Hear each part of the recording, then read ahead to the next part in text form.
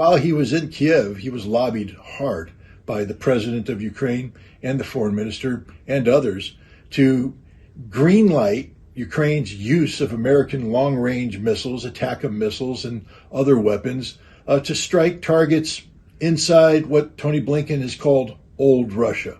That means the Russia that existed before the new territories. This means striking Belgrade, Kursk. It means striking Voronezh. It means even striking as deep as Moscow. This is unprecedented. This would be a direct attack against Russia proper, an act of war, an act of aggression that Russia couldn't let go without response. And who would Russia respond against? Would it be simply by retaliating against Ukrainian decision-making centers or the places in Ukraine from which these attacks took place? Or would now Russia be compelled to strike against those who facilitated these attacks, not only by greenlighting them politically, but providing the actual weapons themselves? This would mean American decision-making centers in Europe. This would be an expansion of the conflict that would result in direct confrontation between Russia, the United States, Russia, and NATO, something the Biden administration has said all along that it wants to avoid. And in the United States Congress, we have the House Intelligence Committee, led by Representative Michael McCall from Texas, who has put up a map showing the targets he'd like to strike in Russia.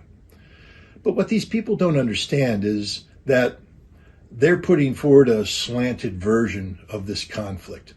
You know, an accurate map put up by Tony Blinken, Victoria Nuland, or the congressman from Texas would highlight, for instance, Poland, Slovakia, the Czech Republic, Hungary, Romania, Germany, France, England, Italy, the Netherlands, the Baltics. Why do I say all of this? Because all of those nations provide a safe haven for Ukraine, a place where Ukrainian forces can train, a place where Ukrainian military materiel can be stockpiled, repaired, where command and control activity takes place, where intelligence is collected, assessed, and disseminated.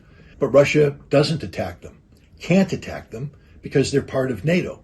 And for Russia to attack them, even though this activity is directly related to the war, it would lead to an expansion of the conflict, an escalation.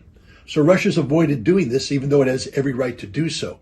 Russia has the ability to decisively interdict all of the activities that I've talked about that are taking place on NATO soil. Ukraine, if it were to launch attacks against what Tony Blinken calls old Russia, all it would do is kick the bear. It's not going to have a meaningful impact. It's not going to change the outcome.